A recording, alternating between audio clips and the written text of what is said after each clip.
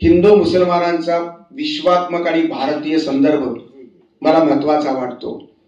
गझल हा एक साहित्य प्रकार, काव्य प्रकार हिंदू परंपरा आणि मुस्लिम परंपरेतल्या काव्यात्मक अशा प्रकारच्या साहित्य प्रवाहांना जोडणारा सांस्कृतिक दुवा म्हणून मी गझलकडे पाहतो।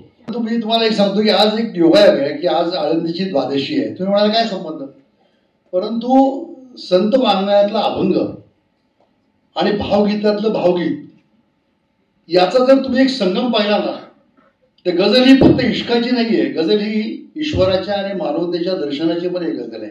सुरेश भट गझल मंच पुणे यांनी आज पद्मश्री डॉक्टर सिंधुताई सपकाळ जयंती दिनानिमित्त दर्जेदार मराठी गझल मुशायराचे आयोजन केले होते। अतिशय सुंदर छान कार्यक्रम झाला। यावेळी गझलेचे उपनियोजित छंदशास्त्र हे डॉक्टर श्रीकृष्ण राऊत यांनी लिहिलेल्या पुस्तकाचे प्रकाशन झाले। त्याचा आभार करण्यासाठी आधीच सांगितल्याप्रमाणे सर्वप्रथम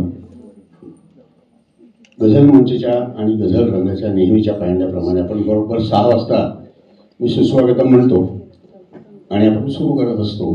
पण आज मी आधीच सांगितल्याप्रमाणे डॉक्टर श्रीकृष्ण राऊत यांच्या गझलेचे उपयोजित छंदशास्त्र या संदर्भ ग्रंथाचं प्रकाशन डॉक्टर श्रीपाल सबनीस 98व्या अखिल भारतीय मराठी संमेलनाचे अध्यक्ष यांच्या हस्ते व्हायचं आहे। सर्वप्रथम मी त्यांचे आभार मानतो आणि आजचा हा मुशायरा त्याच्याबद्दल मी बोलेलच। पद्मश्री डॉक्टर सिंधुताई सपकाळ यांच्या वाढदिवसानिमित्त, जयंती म्हटल्याला आवडत नाही बऱ्याच मंडळींना, मला सुद्धा नाही आवडत, पण त्यांच्या जन्मदिवसानिमित्त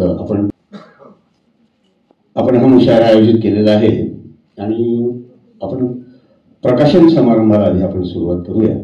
मी साधारणपणे 1 महिन्यापूर्वी पुसद येथील साहित्य संमेलनामध्ये, विभागीय साहित्य संमेलनामध्ये ह्या ग्रंथाचं औपचारिक प्रकाशन झालेलं आहे। पण राऊत सरांची अशी इच्छा होती की इथे सुद्धा त्याचा लोकार्पण सोहळा व्हावा आणि त्यांची अजून दुसरी अशी एक इच्छा होती की सबनीस सरांनी त्याच्यावरती बोलावं।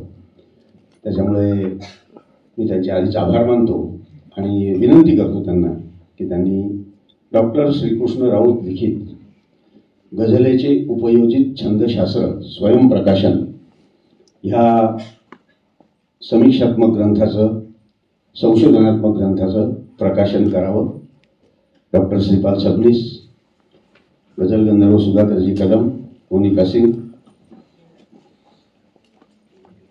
सुरेंद्र कुमार काटकर सर,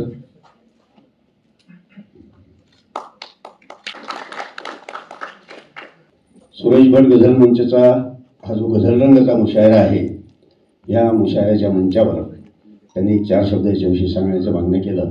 याबद्दल मी सरांचे पुन्हा एकदा मनपूर्वक आभार मानतो आणि त्यांना विनंती करतो की त्यांनी आपलं मनोगत व्यक्त करावं। डॉक्टर श्रीपाल सबनीस। गझल रंग या कार्यक्रमातील गझल गंधर्व सुरेश कदम, आदरणीय मोनिकाजी, सन्माननीय काटकर, सन्माननीय चिंचकर आणि शाहीर आणि गझल सम्राट, गझलचा सारांश जगणारे शाहीर सुरेश वैराळकर आणि आपण सर्व गझल प्रेमी मित्र हो। श्रीकृष्ण राऊतांचं हे पुस्तक नसून एका अर्थानं गझलेत जगणारं, गझलेचा अर्थ समजावून सांगणारं, गझलच्या परंपरेला न्याय देणारं, गझलचं छंदशास्त्र आणि व्याकरण सर्व सामर्थ्यानिशी, पुराव्यानिशी व्यक्त करणारं असं मराठीतलं अत्यंत दुर्मिळातलं दुर्मिळ पुस्तक आहे। अनेकांनी छंदशास्त्रावर, व्याकरणावर गझलच्या लिहिलं, पण ते इतकं सूक्ष्म आणि इतकं सविस्तर अशा प्रकारचं नाही। पण या पुस्तकामध्ये श्रीकृष्ण राऊतांनी गझलची काही गुपितं सांगितलेली आहेत। अरबी, फारसी, उर्दू, हिंदी आणि नंतर मराठीमध्ये आलेली गझल ही समृद्ध परंपरा आहे। मराठीतली गझल ही सर्व अर्थानं स्वतंत्र अशा प्रकारची आहे। पूर्वी ईश्वर, अल्लाह, प्रेयसीचं सौंदर्य यामध्ये अडकलेली गझल आज समाजवादापर्यंत, लोकशाहीपर्यंत, जीवनाच्या प्रत्येक अंगाला स्पर्श करणाऱ्या विषयापर्यंत या गझलचा, मराठी गझलचा प्रवास प्रामुख्याने झालेला आहे. आणि म्हणूनच सर्जनशीलतेला आणि अभिव्यक्तीला कुठलंही बंधन असू शकत नाही या मतावर राऊत ही ठाम आहेत. आणि मला असं वाटतं तेच खरं वाटतं. मराठी गझलची स्वतंत्र ओळख करून देताना या शास्त्रशुद्ध अशा प्रकारच्या ग्रंथामध्ये उपेक्षित माधव चिलिनांचं खरं सामर्थ्य, त्यांचं योगदान, सुरेश भटांच्या योगदानासह अभिव्यक्त करणारे हे राऊत आहेत. सुरेश भटांनी गझल जगवली, गझल विकसित केली, गझलचा प्रवास समृद्ध केला. हे सर्व योगदान, हे सर्व पुण्याई सुरेश भटांच्या एकट्याच्या पुण्याईवर, एकट्याच्या नावावर अधोरेखित केली जात होती. हा पहिला माणूस, पहिला लेखक असा आहे की ज्यांनी मूळ छंदशास्त्राचं, विशेषतः गझलच्या छंदशास्त्राचा अभ्यास करणाऱ्या माधव चिलिनांच्या संदर्भातलं त्यांचं सामर्थ्य आणि त्यांचं योगदान सप्रमाण या ठिकाणी व्यक्त केलेलं आहे. खरं तर उर्दू गझलची संबंध ही तांत्रिकता स्वीकारून मराठीमध्ये समृद्ध झालेली, सौंदर्य पचवून विकसित झालेली गझल ही स्वतंत्र शैलीतली आहे. तंत्र अवगत पाहिजे आणि गझलचं तंत्र आलं म्हणजे गझल येतेच असं सांगता येत नाही, असं म्हणता येत नाही. त्यातली भावना महत्वाची आहे, अनुभव विश्व महत्वाचा आहे, शैली महत्वाची आहे, उत्कटता महत्वाची आहे. अर्थात भाव सौंदर्य आणि अर्थ सौंदर्यावर आधारलेली अशा प्रकारची ही तंत्रात्मक गझल ही महत्वाची आहे. आणि म्हणूनच गझल आणि संबंध हा एक प्रकार यमकाला प्राधान्य देणारा अशा प्रकारचा हा काव्य प्रकार आहे. मराठीमध्ये उशिरा येऊन सुद्धा गतिमान झालेली गझल असंख्य गझलकारापर्यंत हिनं भुरळ घातली. रसिक सुद्धा तेवढ्याच लाखोंच्या संख्येनं गझलच्या वाट्याला येत आहेत. आणि म्हणून गझलचा प्रवास हा कमी वेळामध्ये अधिक व्यापणारा अशा प्रकारचा, रसिकतेची व्याप्ती अत्यंत मोठ्या प्रमाणात झालेली आहे. गझलच्या संदर्भातील काही गैरसमज डॉक्टर श्रीकृष्ण राऊतांनी मांडण्याचा प्रयत्न केलेला आहे. गझल ही अक्षर गणवृत्तामध्येच हवी, लिहिली पाहिजे, अशा मात्रा गणवृत्तामध्ये लिहू नये, अशा प्रकारचा जो गैरसमज आहे तो त्यांनी दूर केलेला आहे. सुरेश भटांनी सुद्धा शक्यतो अक्षर गणवृत्तात लिहावी असं म्हटलेलं आहे. ते बंधन घातलेलं नाही. आणि म्हणून या भ्रमातून मुक्त होऊन नवे गझलकार गझल लिहितील असं मला वाटतं. मित्रहो, व्रतनिवेदनाचं स्वातंत्र्य पाहिजेच असतं. त्याबरोबर मात्राव्रत हे गझलला लवचिक बनवतं. ही लवचिकताच त्याच्या विकासाला, विषयाच्या व्याप्तीला न्याय देणारी असते. आशयाची विविधता त्यामध्ये मांडता येते. लवचिक असल्यामुळं आशयाचं बंधन राहत नाही. तेव्हा अक्षरवृत्तावरच गझल निर्मिती करावी हा भ्रम निश्चितपणे दूर व्हायला हरकत नाही. मित्रहो, गझलीच्या संबंध प्रवासाला आणि इतिहासाला समजून घेताना हिंदू मुसलमानांचा विश्वात्मक आणि भारतीय संदर्भ मला महत्वाचा वाटतो. गझल हा एक साहित्य प्रकार, काव्य प्रकार हिंदू परंपरा आणि मुस्लिम परंपरेतल्या काव्यात्म अशा प्रकारच्या साहित्य प्रवाहांना जोडणारा सांस्कृतिक दुवा म्हणून मी गझलकडे पाहतो. गझलियत ही मुस्लिम परंपरेमध्ये जशी रूढ झाली तशीच मराठी परंपरेत सुद्धा रूढ झालेली आहे. यमकाला प्राधान्य देणाऱ्या असा प्रकारचा हा रचना प्रकार पहिल्या 2 ओळीमध्ये म्हटला. आणि गझलमधील यमकालाच काफिया म्हणण्याची संबंध एक परंपरा आहे. त्याचबरोबर एकच अक्षर समान ते स्थिर अक्षर त्याला म्हटलं जातं. श्रीकृष्ण राऊतांचा सूक्ष्म अभ्यास आपल्याला अनेक संकल्पनांचं स्पष्टीकरण देतो. रदीफ, शेर, मक्ता, मिसरा, मुरद्दक गजल, गैर मुरद्दक गजल, मुसल्लल गजल, गैर मुसल्लल गजल, लगावली, दिवान, व्रत, यतिभंग, त्याचबरोबर वृत्तांची लवचिकता आणि वृत्तांचं वर्गीकरण अशा विविध अंगांना स्पर्श करणार सप्रमाण अशा प्रकारची मांडणी करणार हे पुस्तक सर्व अर्थानं गझलकारांची आणि रसिकांची गीता, बायबल आणि कुराण ठरलेलं आहे. अशा प्रकारचं पुस्तक यापूर्वी फार कमी प्रमाणात लिहिलं गेलं, इतका सूक्ष्म अभ्यास केला गेला नाही. त्याचबरोबर या संबंध प्रवासामध्ये अर्थगर्भ भाषा हीच गझलीची खरी म्हणजे उत्कट अशा ही गझलीची ताकद आहे. भाषेचं महत्व आणि मूल्य गझलेमध्ये अधिक आहे. संवाद साधणारी कोणतीही भाषा ही श्रेष्ठच असते, तेव्हा गझलकडे या दृष्टिकोनातून सुद्धा पाहता येतं. इतर भाषिक अशा प्रकारचे अनेक शब्द गझलेनं पचवलेले आहेत आणि म्हणूनच ती अत्यंत समृद्ध झालेली आहे. भाषेच्या शब्दांचं सोहळेपण गझलला मान्य नाही आणि म्हणून फारसी असो, उर्दू असो, हिंदी असो, मराठी असो, या सर्व भाषेचे स्वतंत्र शब्द या मराठीतून सुद्धा गझलेमध्ये अभिव्यक्तीचं स्वातंत्र्य म्हणून त्या समृद्ध करत राहतात. विषयाची विविधता हे खास वैशिष्ट्य आहे. विषयाच्या विविधतेला गैर मुसल्लल गझल म्हटलं जातं. एकच विषय जो असतो जर हाताळला तर ती मुसल्लल गझल होते. अशा प्रकारे मूळ स्वरूपाच्या व्याख्या बदलत झालेल्या गझलचा विकास असा होत गेला, जशी व्याप्ती आणि तिची खोली वाढत गेली तशा व्याख्येमध्ये बदल होत गेला आणि हा बदल वेगवेगळ्या विषयाला स्पर्श करता झालेला आहे. मित्रहो, या संदर्भात अनेक संदर्भ या ठिकाणी आलेले आहेत. त्यामध्ये विंदा करंदीकर, तुमची माधव पटवर्धन, प्रदीप निफाडकर, संगीता बर्वे, संगीता जोशी, काळे, बद्र बिशर, असीम सय्यद, डॉक्टर आझम अशा प्रकारच्या अनेक गझलकारांचे संदर्भ या ग्रंथामध्ये पुराव्यासाठी वापरले गेलेले आहेत.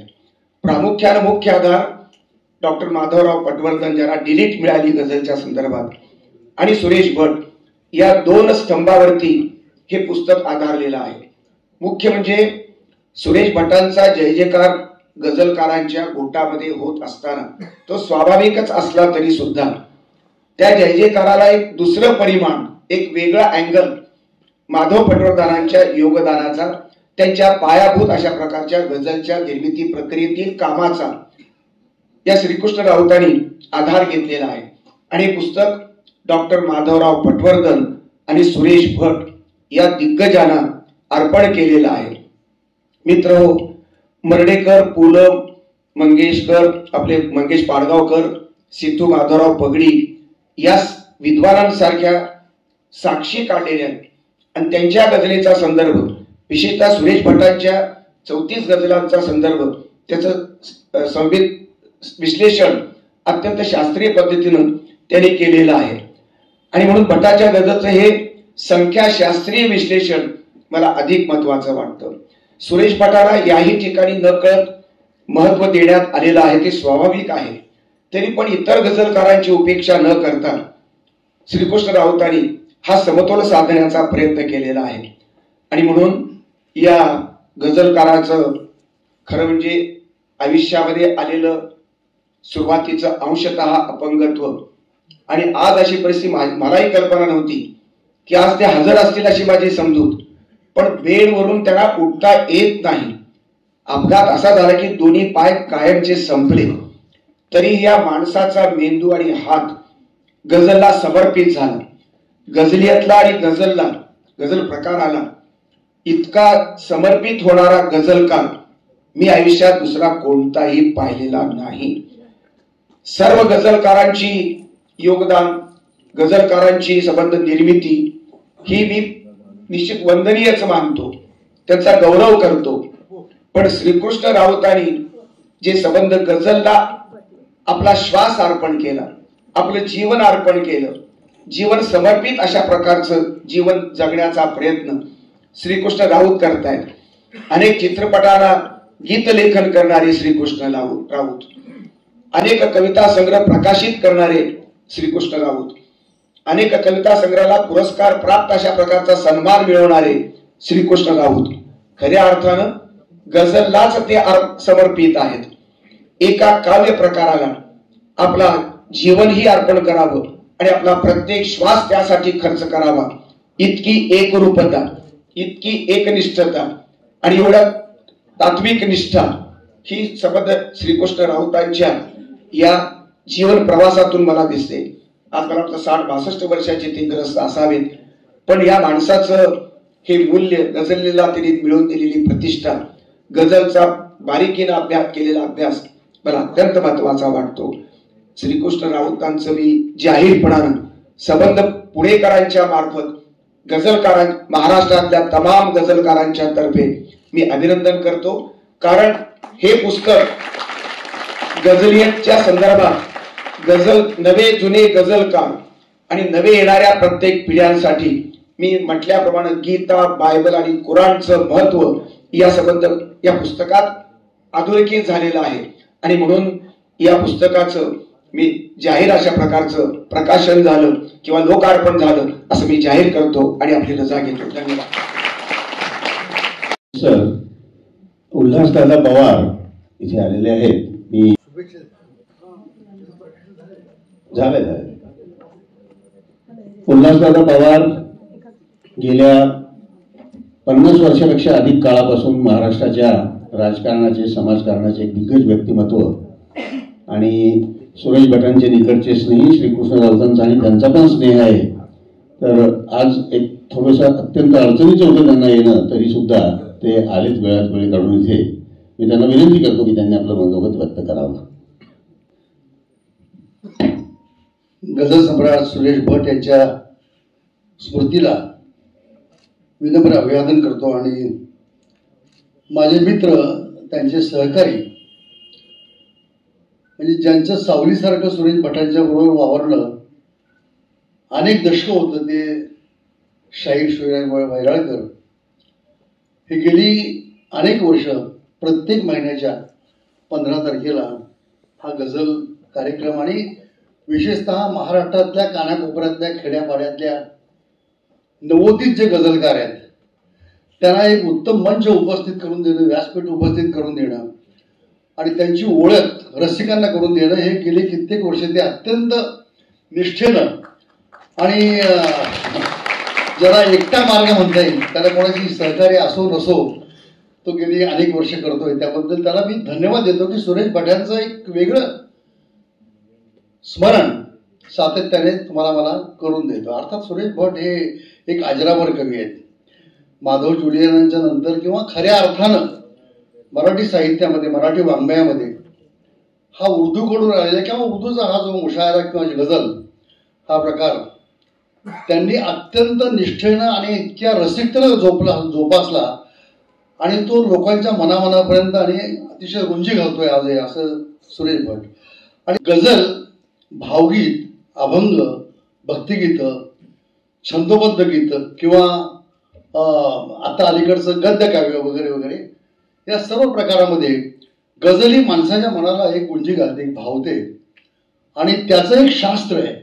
ते शास्त्र म्हणजे मला आणि सुरेश वैराळकरांना आणि माननीय सुरेश भटांना आज अनेक अशा मैफिली आणि गप्पांच्या मैफिली डॉक्टर सुरेशचंद्र नाडकर्णी, विशेषतः वाडिया कॉलेजमध्ये आम्हाला झुऑलॉजी शिकवायला प्रोफेसर, मी पण सायन्सचा विद्यार्थी होतो, पण त्यांचं उर्दूमधलं वाङ्मयातलं आणि उर्दू गझलेचं ज्ञान आणि हे जे शास्त्र आणि जे मी ते म्हणताय ते शास्त्र त्याचा अत्यंत चिकित्सक अभ्यास त्यांचा होता आणि मला असं वाटतं की या ग्रंथामध्ये तो परिपूर्ण उतरलेला असेल. मी आता माननीय श्रीपाल सबनीस यांचं भाषण ऐकत होतो आणि त्यांनी ज्या व्यक्त केलेल्या भावना आहेत तुमच्याबद्दल आणि भटांच्याबद्दल त्या मला असं वाटतं की अत्यंत परिपूर्ण आहेत.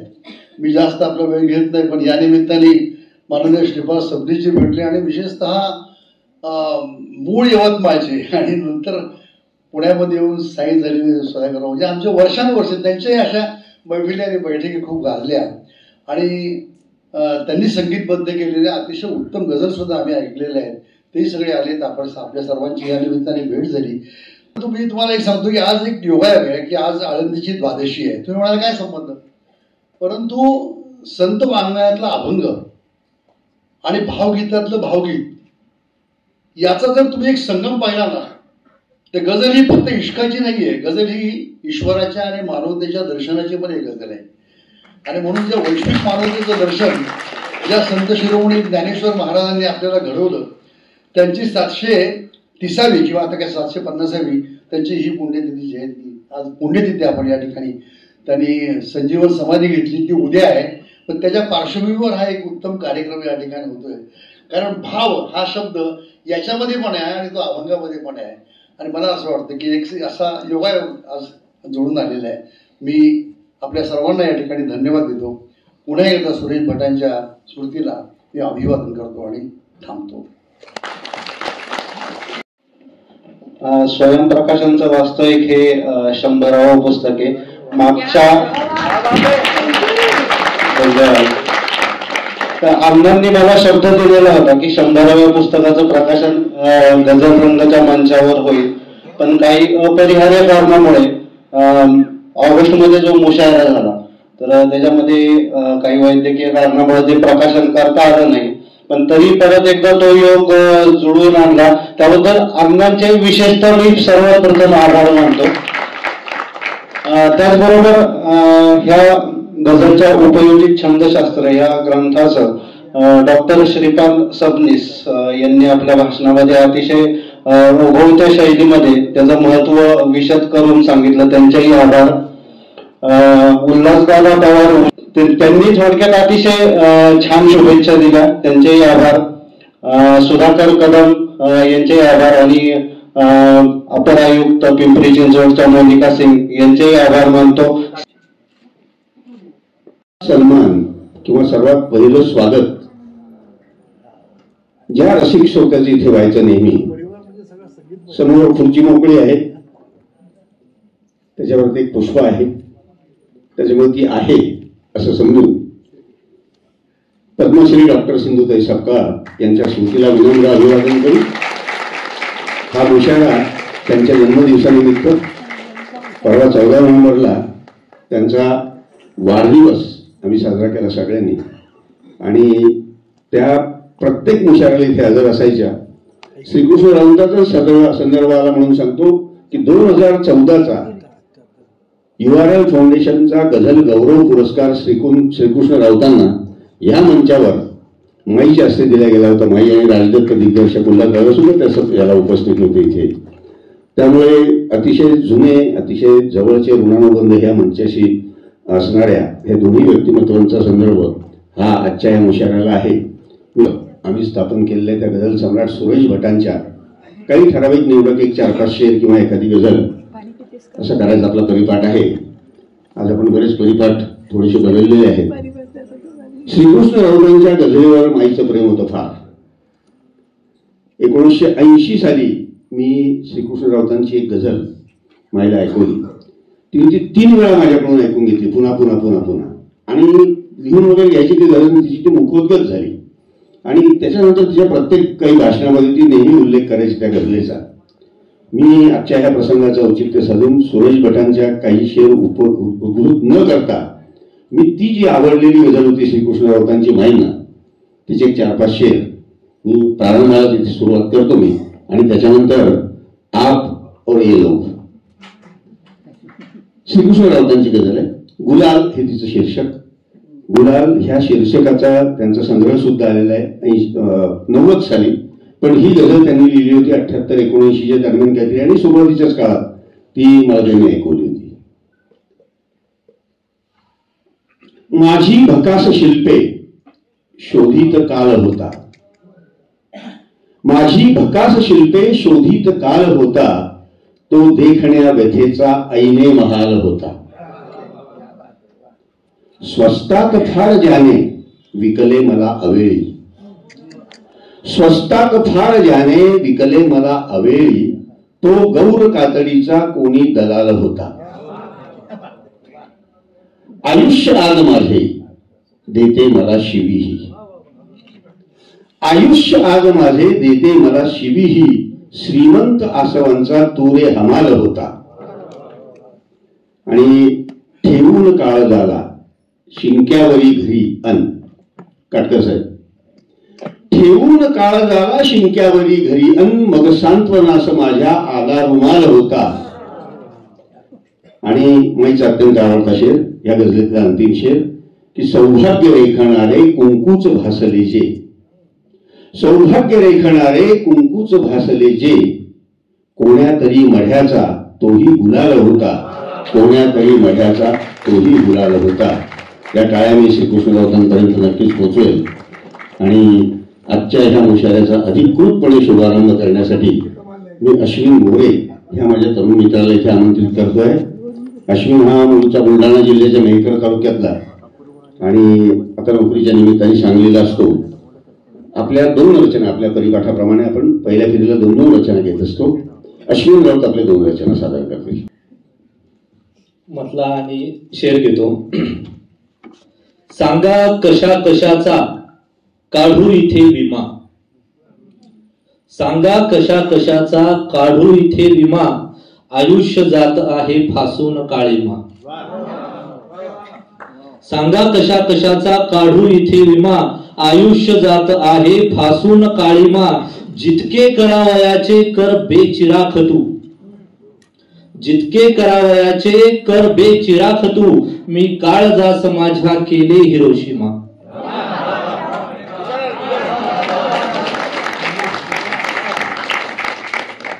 आयुष्य जात आहे फासून काळीमा, जितके करावयाचे कर बेचिराख तू, मी काळजास माझ्या केले हिरोशिमा, मी काळजास माझ्या केले हिरोशिमा. गझल घेतो. कुणी उठतो नि आम्हालाच निष्ठा मागतो आहे, कुणी उठतो नि आम्हालाच निष्ठा मागतो आहे, किरायेदार यजमानास हिस्सा मागतो आहे. कुणी उठतो नि आम्हालाच निष्ठा मागतो आहे, किरायेदार यजमानास हिस्सा मागतो आहे. उजेडाची उधारी एकट्याला झेपवत नाही, उजेडाची उधारी एकट्याला झेपवत नाही. दिवा सूर्यास उसना एक टवका मागतो आहे, दिवा सूर्यास उसना एक टवका मागतो आहे.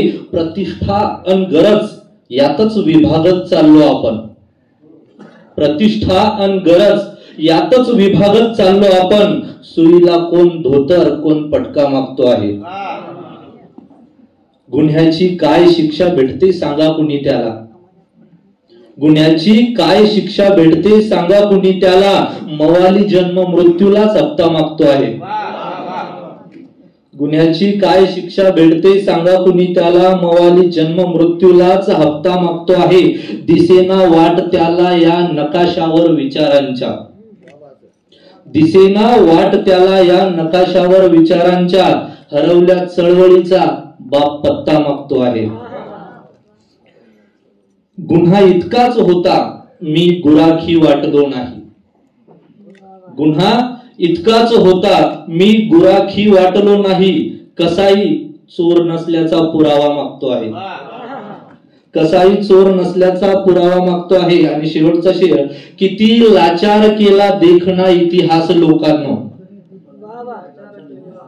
किती लाचार केला देखना इतिहास लोकांनो. अहिंसेची जमानत एक चरखा मागतो आहे.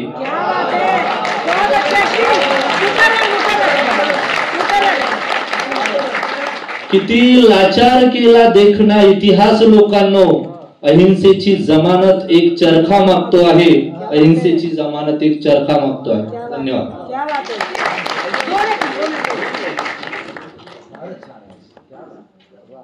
मस्त मस्त मस्त.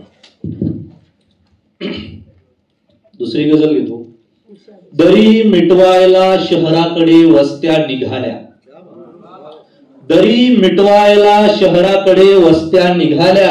जुन्या लुगड्यातल्या बाया किती भोळ्या निघाल्या.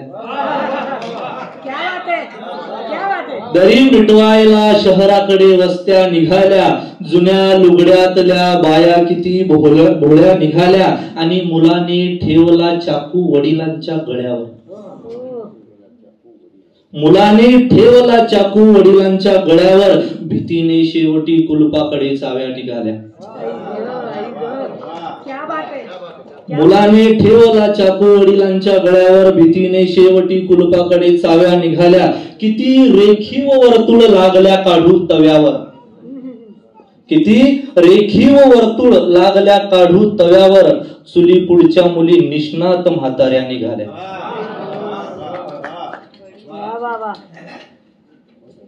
आणि हा शेर विशेष लक्ष असावं. चुली पुढच्या मुली निष्णात म्हाताऱ्या निघाल्या, कणा घेऊन दरबारात गेली खुद्द चळवळ. कणा घेऊन दरबारात गेली खुद्द चळवळ, परतल्यावर तिच्या हातामध्ये कुबड्या निघाल्या.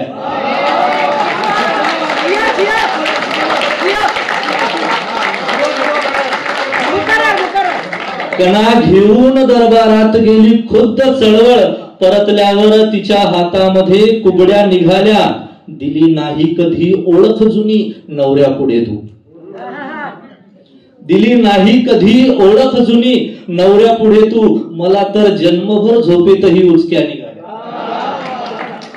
दिली नाही कधी ओळख जुनी नवऱ्या पुढे तू, मला तर जन्मभर झोपेतही उचक्या निघाल्या. दिले प्रस्ताव पडलेल्या घरांचे घरकुलाला, दिले प्रस्ताव पडलेल्या घरांचे घरकुलाला, बिलाच्या मंजुरीला वेगळ्या याद्या निघाल्या. बिलाच्या मंजुरीला वेगळ्या याद्या निघाल्या. आणि शेवटचा शेर, सजा भोगून अख्खी काल झालो मोकळा मी, सजा भोगून अख्खी काल झालो मोकळा मी, निवाडा आज आला हरकती खोट्या निघाल्या, निवाडा आज आला हरकती खोट्या निघाल्या. धन्यवाद. वास्तव गझल म्हणजे ह्या वयामध्ये 25-30 मध्ये मी नेहमी सांगत असतो की ह्या गझल मंचावर, ह्या गझल रंगाच्या मुशायऱ्यामध्ये सादर करणाऱ्या गझलकारांचं वय हे अगदी 20 पासून सुरुवात केली सुशांत घोसाळे सर यांनी. ही 25-30 सगळी पोरं आहेत, अप्रतिम लिहितात गझल सगळी. मी एक दोन उल्लेख मला म्हणजे कणा घेऊन, ताठ कणा घेऊन जो दरबारात जातो त्याचं तिथे काय होते याचं इतकं वास्तववादी वर्णन.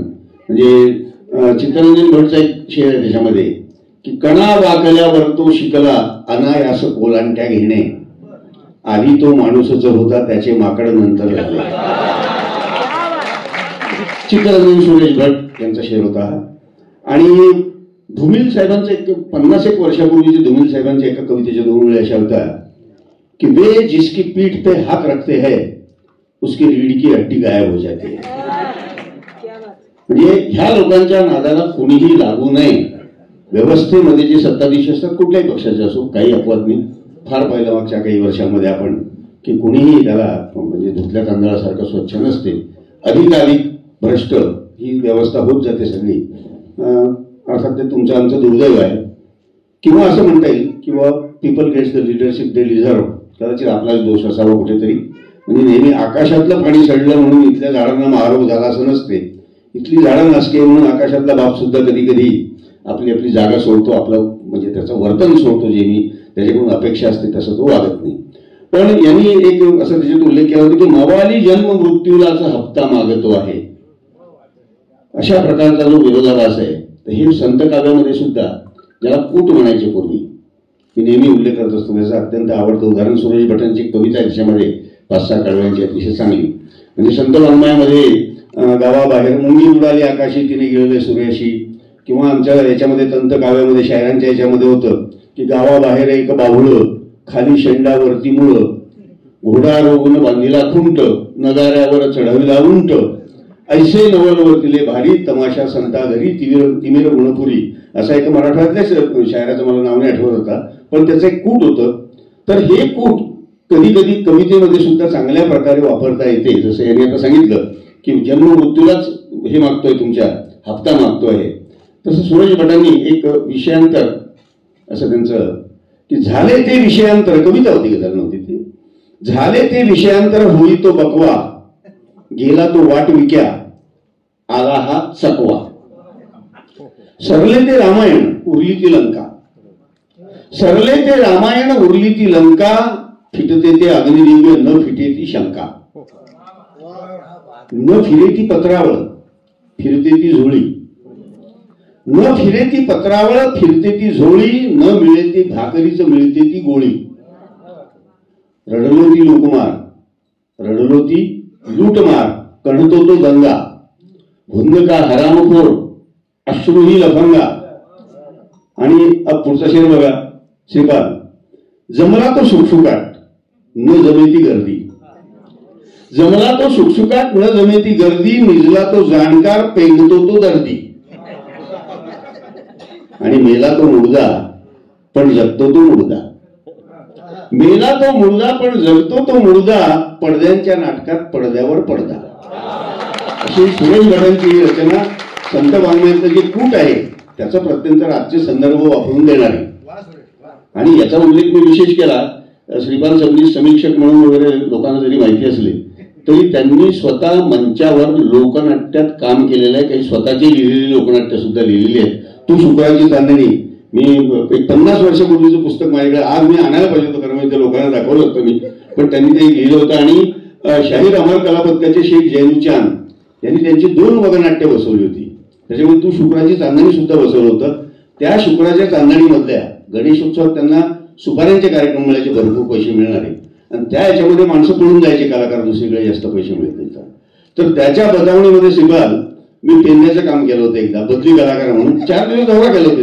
त्या जैनीचा फोन आला की बाबा आमचा पेंद्या पळून गेला, काय करायचं. म्हटलं बाबा पेंद्या तुला जमेल म्हणले. म्हटलं बरं काही हरकत नाही. तर मी श्रीपाल सबनीसांच्या तू शुक्राची चांदणी ह्या वगनाट्याच्या बतावणीमध्ये माझ्याकडे तारखा सुद्धा असतील. 1983 सालच्या गणेशोत्सवामध्ये मी त्याच्यामध्ये काम सुद्धा केलेलं आहे. म्हणून त्या शायरी वाङ्मयाचे खूप माझे मित्र जवळपास 45 वर्षापासूनचे, धुळ्यापासूनचे, मालेगावच्या एका तमाशाच्या आमच्या याला सुद्धा आले होते, ते संमेलनाला आले होते आणि त्यांनी व्याख्यान दिलं होतं. नाही दुसरं मी व्याख्यान दिलं होतं सांगतो श्रीपाल, समजलं होतं. त्याच्यामुळे पुन्हा एकदा आपण गजलेकडे वळूया. शशिकांत कोळी हा तसा मूळचा सातारकर मित्र आहे, मायणी तालुक्यातला साताऱ्याचा, आणि आता तो मुंबईला स्थायिक आहे. शशिकांत आपले 2 रचना सादर करेल. एक मतला 200 मतलब की फुलांच्या कत्तली झाल्या पुढे मग जन्मले अत्तर, फुलांच्या कत्तली झाल्या पुढे मग जन्मले अत्तर, सुगंधी ढाळले अश्रू कळ्यांनी कैक पानावर. फुलांच्या कत्तली झाल्या पुढे मग जन्मले अत्तर, सुगंधी ढाळले अश्रू कळ्यांनी कैक पानावर. जुन्या भिंती जुना वाडा जुने आहे किती छप्पर, जुन्या भिंती जुना वाडा जुने आहे किती छप्पर, जुन्याचा अंत व्हावा नवे जन्मास यावे घर, जुन्याचा अंत व्हावा नवे जन्मास यावे घर. आणि शेरवा की धनाची लाभली पेटी मला माझ्या नशिबाने. असं म्हणतात की पहिली बेटी धनाची पेटी असते, त्यामुळे हा शेर सगळ्या त्या बापांसाठी ज्यांना मुलगी आहे शेर सादर करतोय की धनाची लाभली पेटी मला माझ्या नशिबाने, किती श्रीमंत झालो मी मुलीचा बाप झाल्यावर.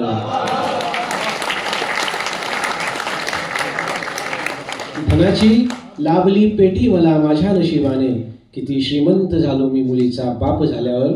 आणि गझल घेतोय. गझलचा म्हटला बघा, तुझा तुझ्याशी फिरून संगर आहे, की तुझा तुझ्याशी फिरून संगर आहे, आणि दुनिया तुझ्या समांतर आहे. की तुझा तुझ्याशी फिरून संगर आहे, आणि दुनिया तुझ्या समांतर आहे. बाप बघून ती बोलू शकली नाही, की बाप बघून ती बोलू शकली नाही, फक्त तिच्या ओठांवर थरथर आहे. की बाप बघून ती बोलू शकली नाही, फक्त तिच्या ओठांवर थरथर आहे. इकडे तिकडे भटकत असते कायम, की इकडे तिकडे भटकत असते कायम, इच्छा म्हणजे एक जनावर आहे.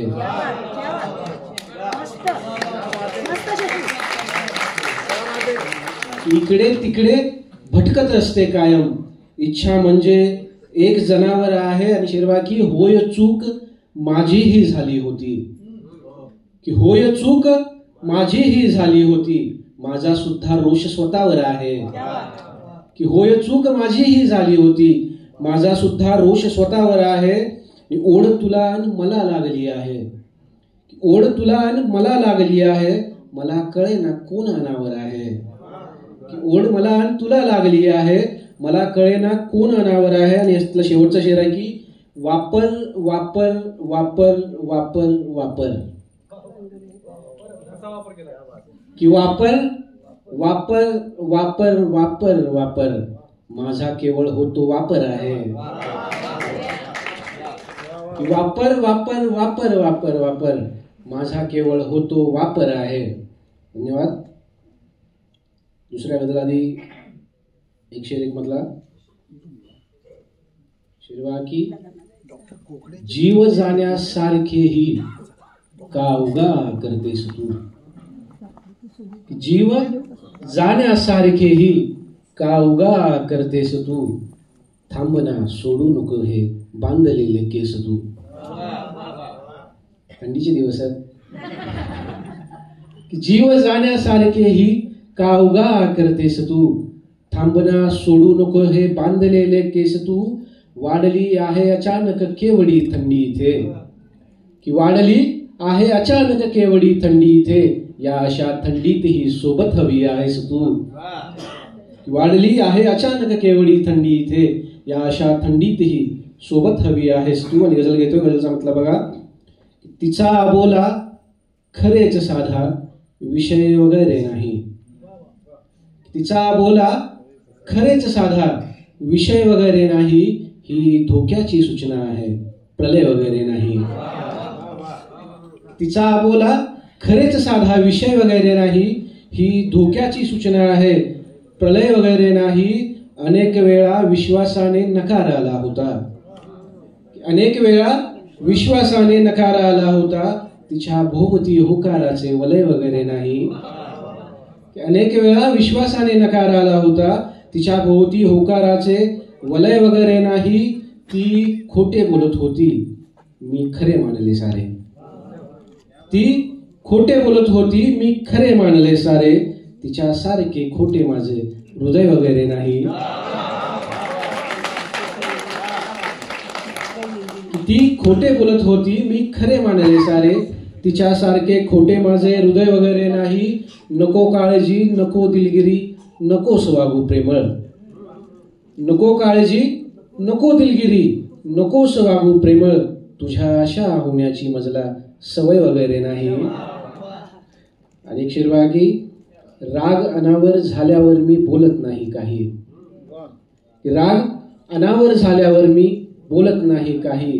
हा रागाचा प्रकार आहे विनय वगैरे नाही.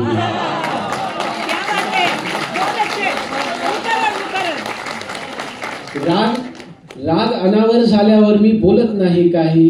हा रागाचा प्रकार आहे विनय वगैरे नाही. आणि मान्य तुला जर चूक तुझी तर नकोस मागू माफी. की मान्य तुला जर चूक तुझी तर नकोस मागू माफी. दिलीच तर मी शिक्षा देतो अभय वगैरे नाही. मान्य तुला जर चूक तुझी तर नकोस मागू माफी. दिलीच तर मी शिक्षा देतो अभय वगैरे नाही. आणि गजलाचा शेवटचा शेर एक आध्यात्मिक शेर सादर करतोय. शिरवागी ओठांना या ओठ मिळाले क्षणात मिटले डोळे. ओठांना या ओठ मिळाले क्षणात मिटले डोळे. ही प्रेमाची भाषा आहे प्रणय वगैरे नाही.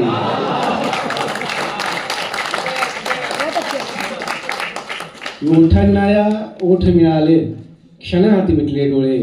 ही प्रेमाची भाषा आहे प्रणय वगैरे नाही. धन्यवाद. कत्तली झाल्या पुढे मग जन्मले अत्तर. म्हणजे अत्तराचा आपल्याला सगळ्यांना परिचय आहे. फुले सगळे आपण दररोज पाहतो. पण फुलांचा आणि अत्तराचा अशा पद्धतीचा संबंध हा एक फार एक चांगल्या पद्धतीने यांनी मांडलेला आहे शशिकांतने. मी नेहमी सांगत असतो की गझल ही मुळात कविता आहे.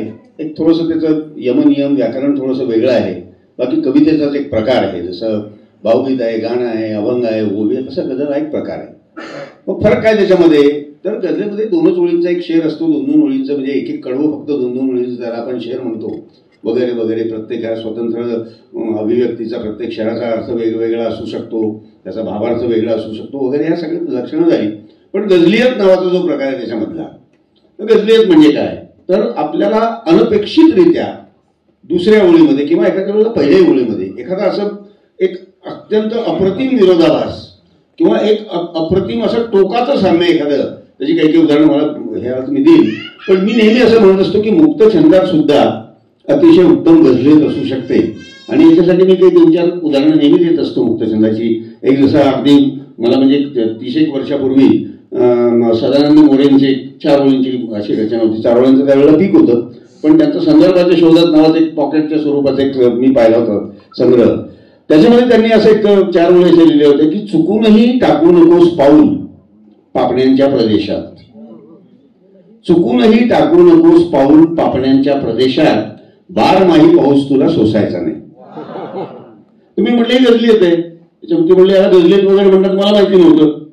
सदानंद मोरे सर म्हणले मोठा माणूस आहे कवी म्हणून फार, पण मुक्त छंदात सुद्धा चांगली कविता असू शकते. फुलाचा आणि अत्तराचा संबंध आला म्हणून नारायण कुलकर्णी कवठेकर माझे मित्र यांची एक साधारणतः 50 वर्षापूर्वीची कविता आहे, तिचे 4-5 मी हे सांगतो तुम्हाला. त्याचं शीर्षकच फुलं असं होतं. फुलं जेव्हा वाऱ्यानं खाली गळतात तेव्हा ऱ्हासकालीन नौबती झडतात. फुलं जेव्हा वाऱ्यानं खाली गळतात तेव्हा ऱ्हासकालीन नौबती झडतात. फुलाचं आयुष्यच मुळी 4 दिवसाचं, जसं लहानपणीच मरावं मूल लाडा नवसाचं. सत्कार असो वा प्रेत यात्रा, फुलाचं मरण निश्चित असतं. सत्कार असो वा प्रेत यात्रा, फुलाचं मरण निश्चित असतं, म्हणजेच अर्थात शहीद होणं. फुलं जळकुकळी नसतात. नेहरूंच्या छातीवर विसावलं म्हणून गुलाबाचा दुस्वास कोणी करत नाही. सगळे खुशीत असतात जानबाईचा सन्मान झाल्यावर. फूल रांडेलही माळलं वेणीत तरी तिच्या निष्कलंक आत्म्यासारखं हसत असतं. फुलावर निशंकपणानं भरोसा ठेवा, त्याचं मन त्याच्या स्वच्छ शरीराहून वेगळं नसतं. फूल तशी निरुपद्रवी, फुलं तशी निरुपद्रवी, काही घोळसर, काही आर्जवी, काही फुलांवर मात्र दंतकथांची सावली. उदाहरणार्थ गुलबकावली. अनुल्लेखानं टाळलं तर किंवा पायाखाली चुरगाळलं तर, पण याहूनही मोठा अन्याय होईल फुलावर त्याचं नाव जीवनावश्यक वस्तूच्या यादीतून गाळलं तर. आणि शेवटची त्याची कडवा स्वतः मी पाय बरेच सुंदर सुंदर त्याच्यामध्ये आहे, पण एक अप्रतिम म्हणजे गझलेत असलेला मुक्तछंद की फुलं तशी नेहमीच असतात हसून, फुलं तशी नेहमीच असतात हसून, अधून मधून मात्र बसतात रुसून. माणसं फुलासारखी का झाली नाहीत अजून, म्हणून माणसं फुलासारखी का झाली नाहीत अजून. त्या टाळ्या मी नारायण कुलकर्णीपर्यंत नक्कीच पोहोचवेल. आणि आज पहिल्यांदा आमच्या या मंचावर सादरीकरण करायला येत आहेत गिरीश जंगमे नावाचा माझा एक तरुण कवी मित्र, मराठवाड्यातला तुळजापूरचा, शेजारी शेजारी मराठवाडा बसले असं काही नाही, तर तुळजापूरचा आहे मूळचा. हा IT मधला इंजिनियर असलेला तरुण आहे आणि एक चारोळी संग्रह त्याचा प्रकाशित झालेला आहे. गझल नुकताच लिहायला लागलेला आहे. मी नेहमी सांगतो की 4थी जनरेशन 4G गझलेमधली, म्हणजे नेपाळशी कुठल्याही जनरेशनचा या जीचा काही संबंध नाही. ही गझलेमधली म्हणजे 4थी जनरेशन आहे. 21व्या शतकाच्या पूर्वार्धात गझल लिहायला लागले किंवा साधारणपणे 25व्या आपल्या पहिल्या पाव शतकानंतर गझल लिहायला लागलेली पोरं आहेत सुमारास. त्याच्यात एक चांगला कवी आज पहिल्यांदा या मंचावरती येतोय. आणि आमचा परिपाठ असा आहे की पहिल्यांदा इथे आपण एक गझल रंगाचं ब्रुशर, सुरेश भटांचं गझलेची 12 खडी आणि आतापर्यंतचा या गझल रंगाला किती किती लोक सादर करून गेले त्यांची सगळी यादी आहे. मी ममताला विनंती करतो की तिने त्यांना द्यावं.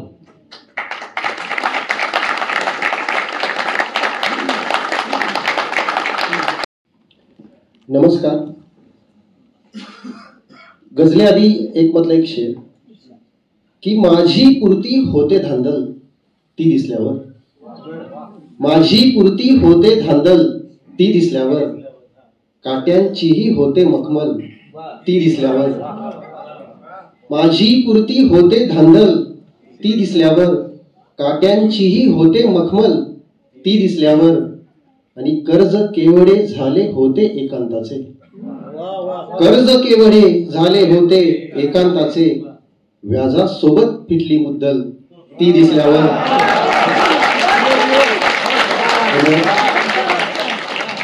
की कर्ज केवढे झाले होते एकांताचे, व्याजासोबत फिटली मुद्दल ती दिसल्यावर. माझी पुरती होते धांदल ती दिसल्यावर, काट्यांचीही होते मखमल ती दिसल्यावर.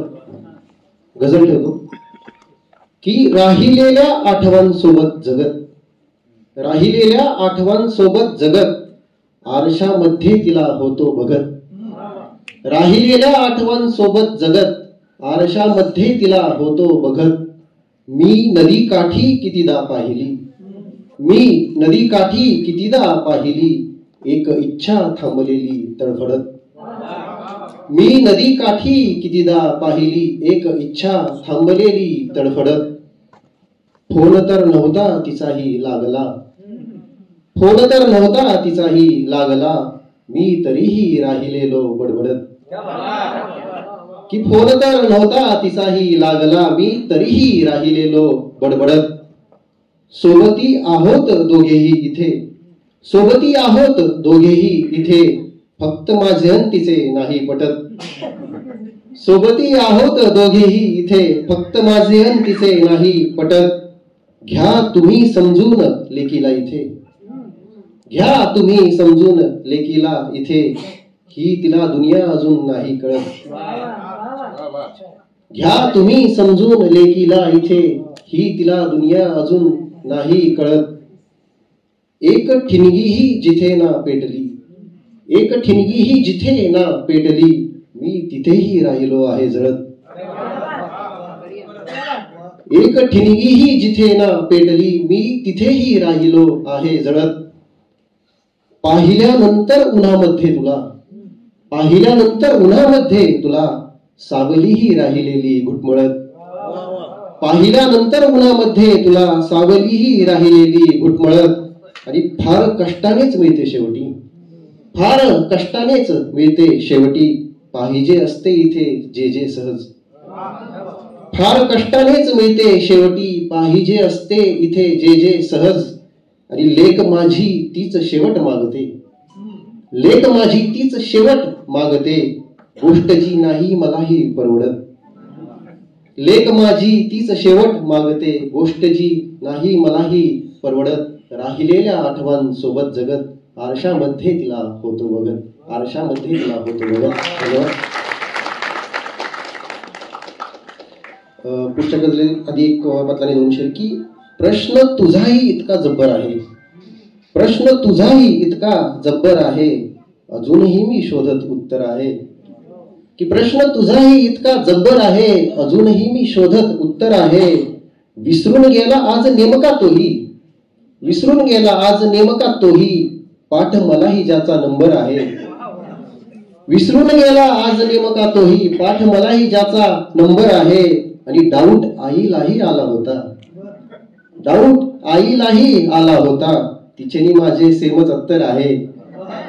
डाऊट आईलाही आला होता, तिचेनी माझे सेमच अत्तर आहे. प्रश्न तुझाही इतका जब्बर आहे, अजूनही मी शोधत उत्तर आहे. आणि गजल ठेवतो की व्यथेला पांघरून मीही जगत होतो, व्यथेला पांघरून मीही जगत होतो, कहाणी मी अशी माझी जगत होतो. व्यथेला पांघरून मीही जगत होतो, कहाणी मी अशी माझी जगत होतो. तुला सांगू कसे मी हे कळेना की, तुला सांगू कसे मी हे कळेना की, तुझ्या आधी तसाही मी जगत होतो. तुला सांगू कसे मी हे कळेना की, तुझ्या आधी तसाही मी जगत होतो. पुन्हा भागून स्वप्नांना नव्याने मी, पुन्हा भागून स्वप्नांना नव्याने मी, इथे वाट्यातली बाकी जगत होतो. पुन्हा भागून स्वप्नांना नव्याने मी, इथे वाट्यातली बाकी जगत होतो. जशी ओलांडली मी सत्तरी माझी, जशी ओलांडली मी सत्तरी माझी, तशी घेऊन मग काठी जगत होतो. जशी ओलांडली मी सत्तरी माझी, तशी घेऊन मग काठी जगत होतो. आणि नव्याने बाप झाल्यावर मुलांचा मी, नव्याने बाप झाल्यावर मुलांचा मी, जुने दप्तर जुनी पाटी जगत होतो. नव्याने बाप नव्याने बाप झाल्यावर मुलांचा मी जुने दप्तर जुनी पाटी जगत होतो. नशिबाने मलाही लेक झाल्यावर, नशिबाने मलाही लेक झाल्यावर तिच्यामध्येच मी आई जगत होतो. नशिबाने मलाही लेक झाल्यावर तिच्यामध्येच मी आई जगत होतो. व्यथेला पांघरून मीही जगत होतो. कहाणी मी अशी माझी जगत होतो. कहाणी मी अशी माझी जगत होतो. धन्यवाद. काट्यांची ही होते मखमल ती दिसल्यावर, असं त्यांनी म्हटलंय.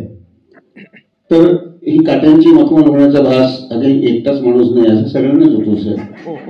मी नेहमीच म्हणत असतो की वयाच्या 16 ते 25 या काळात प्रत्येक जण कवी असतो. मग पुढे मागे तो जिच्यामुळे कविता लिहायला लागतो ती काही प्रेरणा वगैरे असते, त्याच्यात काहीतरी जर बरं वाईट झालं तर एखादा कवी शहीद जरी होतो किंवा मग तो महाकवी जरी होतो, असं काहीतरी. तसे तिला पाहून मखमल वगैरे याचा वेळ साधारणपणे एक 86-87 साली गझल लिहायला आलेला एक तरुण, आणि तो अपघाताने म्हणजे गझल किंवा कविता लिहिणाऱ्या माणसाचं असं काही होईल अशी शंका नसल्याच्या काळात तो चक्क डेप्युटी कलेक्टर झाला. आणि त्याच्यानंतर मग तो IAS मध्ये जाऊन वगैरे दिलीप पांढरपट्टे त्या माणसाचं नाव. अतिशय कलमदार माणूस होतं त्या काळामध्ये. म्हणजे ते ह्याच्यात रेव्हेन्यू सारख्या ह्याच्यात कसा काय टिकला याचं आम्हाला आश्चर्य वाटायचं. सुनील भटांवरती त्याचं फार प्रेम, आणि भटांचं पण त्याच्यावर. तो डेप्युटी कलेक्टर यायला असताना अलिबागला भटसाहेब त्याच्याकडे मुक्कामी होते. तर साधारणपणे असं असायचं की भट जर कोणाकडे मुक्कामी गेले तर एक तर 2 दिवसात ते त्या लोकांना कंटाळायचे किंवा ते तरी त्यांना कंटाळायचे. पण म्हणजे मनस्वी होते तसे. कोणी कितीही त्यांचा आदर तिथे केला, एकदा डोकं फिरला म्हणजे माणूस आपला हे उचलणार, जाणार आणि त्याला सांगणार माझं सामान माझ्या मागून पोचून नेहमी पुण्याला चाललो आता. पण ते त्यांच्याकडे रमले अगदी. जवळपास 8-9 विशेष वेळ त्याची पोरं त्यावेळेला राहणार होती, त्यांच्याशी पण भटांची दोस्ती झाली. आणि मी फोन केला त्याला. त्यावेळेला लँडलाईन होते सगळे, घरी असेल म्हणून डेप्युटी कलेक्टर होते तेव्हा. तर काय म्हटलं बाबा काय झालं, म्हणजे तुझं काय चालू आहे काल? काय म्हणले भट डोळीवर भट कमरेवर, असं म्हणजे सुरेश म्हटलं सगळं. तर असा कलंदर होते पांढरपट्टे, त्याची काही काटे आणि मखमलीशी संदर्भात तसा म्हणजे खरं खडकांचा आणि जमिनीचा याचा रेव्हेन्यूच्या लोकांचा फक्त खनिज म्हणजे गौण खनिज वगैरे अशाशी संबंधित. तो सांची नुकतीच रेव्हेन्यू मध्ये गेले म्हणून तिला ते गौण खनिज म्हणता बरोबर असं आलं. तर त्याचं असं होतं की तू हासलीस की सगळ्या काट्यांची मखमल होते, तू भेटतेस तेव्हा या खडकांची हिरवळ होते. आणि येताच तुझा सांगावा येतात फुले आणि गाणी, येतेस एकटी तरीही बघ वर्दळ वर्दळ होते. अशा प्रकारचं त्यांनी काट्यांची मखमल वगैरे. आणि मग त्याच्यात गमती जमती बऱ्याच म्हणजे चौकात भर दुपारी भलता प्रकार झाला, उद्घाटना अगोदर पुतळा फरार झाला, अशाही काही गमती जमती दिलीपने केल्या. पण त्याची 2-3 चांगल्या ज्या मला आठवल्या तसे भरपूर म्हणजे वाचल्यानंतर तोंडपाठ होणाऱ्या बऱ्याच रचना त्याच्या आहेत. पण त्याच्यामध्ये मला काही जे भावले त्याचे 1-2 शेर पुन्हा सांगतो. कशासाठी की कदाचित तुम्हाला असं वाटेल की आपण असं काहीतरी लिहिलेलं आहे किंवा इतकं चांगलं लिहिलेलं आहे तुम्ही लिहिलेलं मला माहिती त्याच्यामध्ये. तर त्याचा एक हे असं होतं की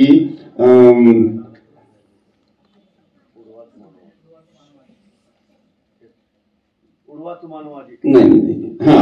मान माझी माझा नकार नाही, इतकीच शर्त आहे मी वाकणार नाही. ते झालंच आहे त्याच्यामध्ये.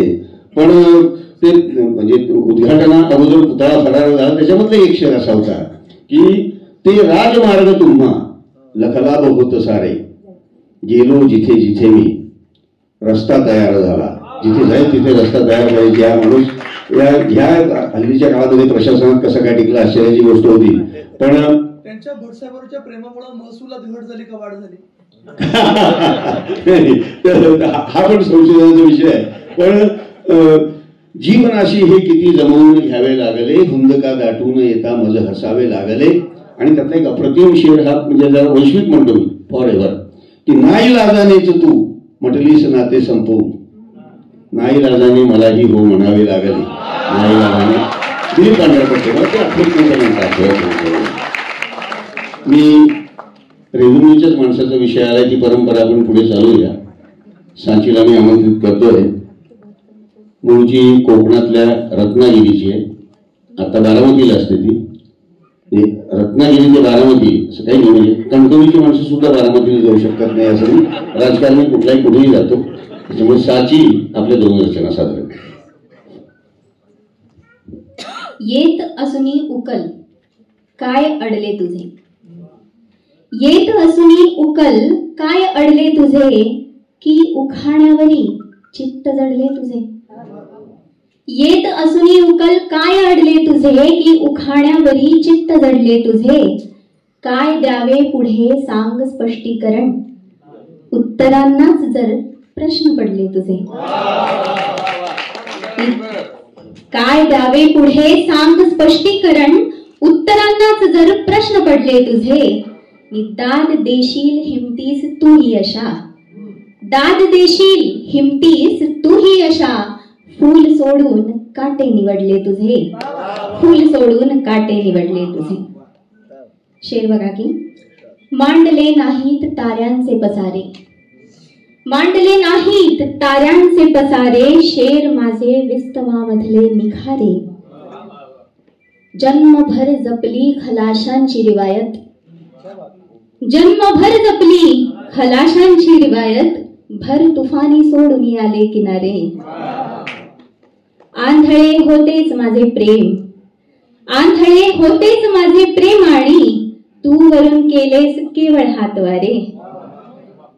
शेवटी नुसतीच खाडाखोड उरते. अण्णा, शेवटी नुसतीच खाडाखोड उरते. पाहशील जर काळजांचे 7 पारे.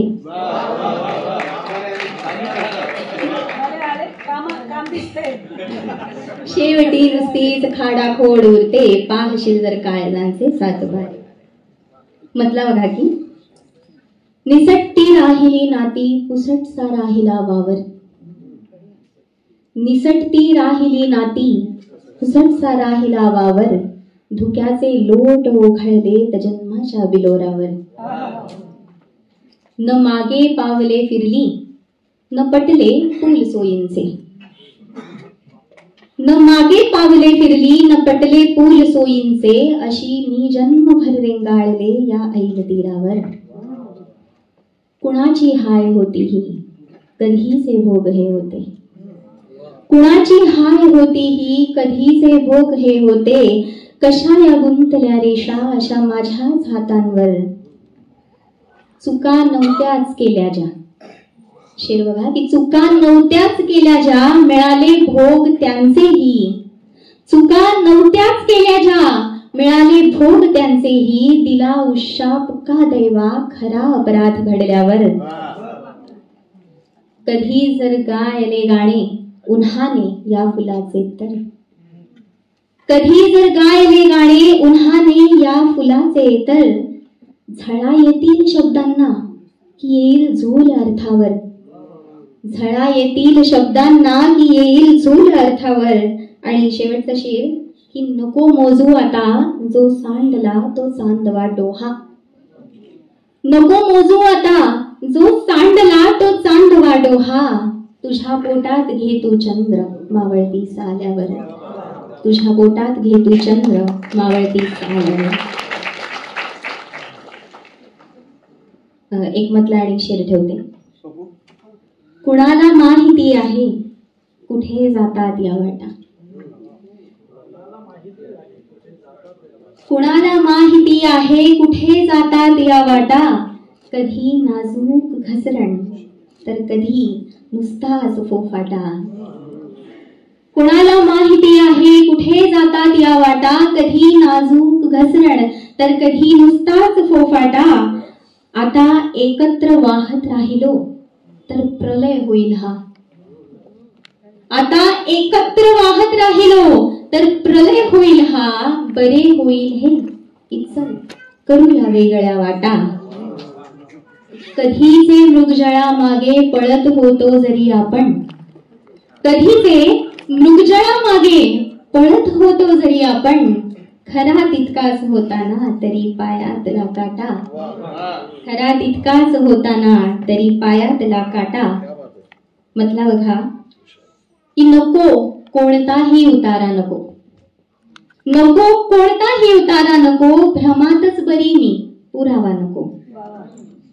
तुला द्यायची तर झळाळीच दे, तुला द्यायची तर झळाळीच दे, मला वेगळी हा मुलामा नको. सरींसारखे दुःख माझे नितळ, सरींसारखे दुःख माझे नितळ, मला हा सुखाचा फवारा नको. ही कथा 4 घटकेतली आपली, कथा 4 घटकेतली आपली, पुन्हा त्यातही हा दुरावा नको, पुन्हा त्यातही हा दुरावा नको. म्हटलं येते की नवी येईल यंदा सर तुला भिजवीत एखादी, नवी येईल यंदा सर तुला भिजवीत एखादी, नवी होईल निव्वळ भर जुन्या गणतीत एखादी. नवी येईल यंदा सर तुला भिजवीत एखादी, नवी होईल निव्वळ भर जुन्या गणतीत एखादी. आणि शेर बघा की तुझ्या दगडी दुपारींची पुन्हा होईल का थरथर, तुझ्या दगडी दुपारींची पुन्हा होईल का थरथर, पुन्हा येईल का चिमणी तुझ्या खिडकीत एखादी. जुन्या कौलात साकळला नवा पाऊस यंदाही, जुन्या कौलात साकळला नवा पाऊस यंदाही, पदर भिजवेल म्हातारी आता पडवीत एखादी. नको उघडूस यंदाही लिफाफे जीर्ण पत्रांचे, नको उघडूस यंदाही लिफाफे जीर्ण पत्रांचे, नको ती शक्यता उमटेल त्या दुमडीत एखादी. पुन्हा कंटाळणी उठशील तू या मैफिलीमधुनी, पुन्हा कंटाळणी उठशील तू या मैफिलीमधुनी, पुन्हा येईल हळवी गळ तुला आडवीत एखादी. जगावा लागतो शब्दातला अवकाशही येथे, जगावा लागतो शब्दातला अवकाशही येथे, विनासायास येते का छटा चिंतीत एखादी.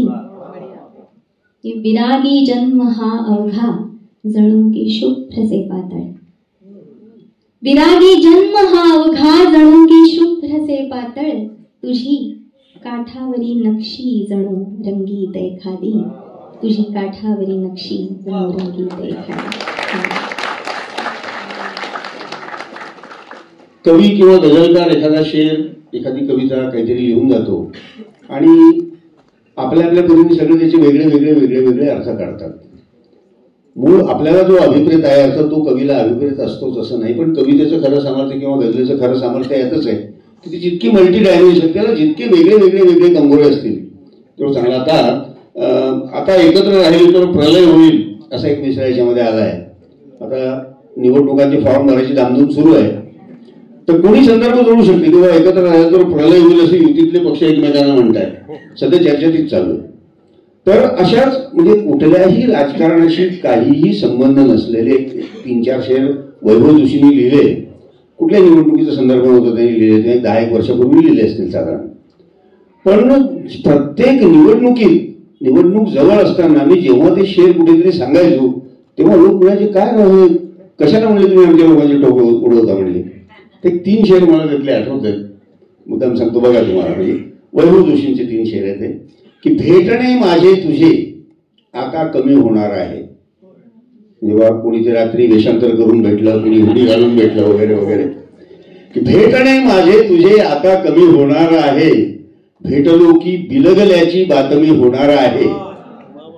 आणि हे बरे झाले मिटवले आपले मतभेद आपण, तुटणार जुळणार परत आणखी युती होणार काय वगैरे वगैरे.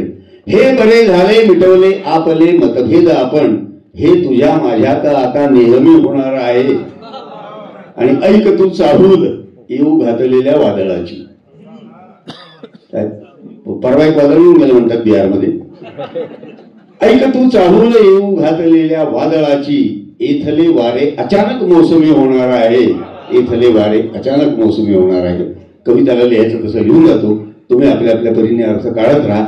अजून काही 2-3 अतिशय म्हणजे इतके टोकाचे काही त्याच्यामुळे प्रकार झालेले आहेत की मधुसूदन नानिवडेकर आमचे कोकणातल्या खारेपाटणचा एक कवी, कणकवलीच्या जवळ, आणि त्यांनी त्याच्यामध्ये लिहिलं होतं की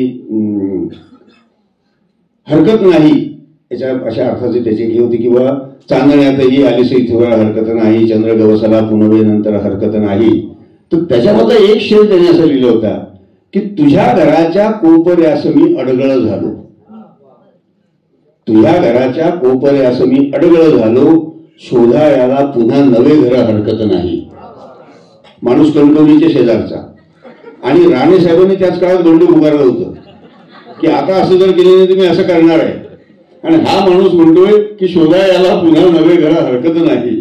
तो म्हटला मला आता भीती वाटते म्हणे मी शेर सादर तर करून गेलो म्हणे रवींद्रनाथ मंदिरमध्ये, लोकांनी डोक्यावर उचलला, पण तिथे म्हणले राणे साहेबांच्या लोकांना हे जर कळलं म्हणले तर ते म्हणले मला नक्कीच माझं कसं स्वागत करतील कणकवली. म्हटलं काही काळजी करू नको, त्यांना कळेल इतकी कुवत नाही म्हटलं मला चांगला जा म्हटलं मी.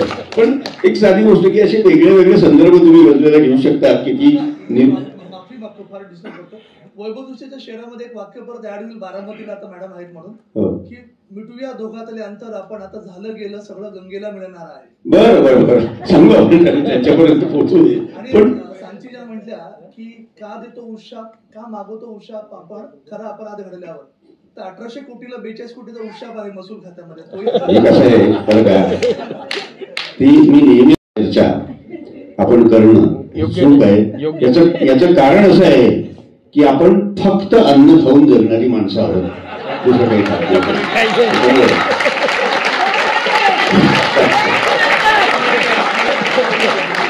ते भिकारी थोर त्यांच्या धर्मशाळा वेगळ्या, चालतो कंगाल सत्याचा गुजारा वेगळा. सुरेश भटांचं शेर म्हणून की ते भिकारी थोर त्यांच्या धर्मशाळा वेगळ्या, चालतो कंगाल सत्याचा गुजारा वेगळा. हा न टाहो दुःखितांचा हा सुखाचा ओरडा, होत आहे दूर बंडाचा पुकारा वेगळा. आणि पेटल्या वस्तीत चर्चा ही अशी नाही बरी, तो निखारा वेगळा आणि हा निखारा वेगळा. सांगतो त्यांचं काम त्यांना करू द्या, आपलं काम आपण करूया.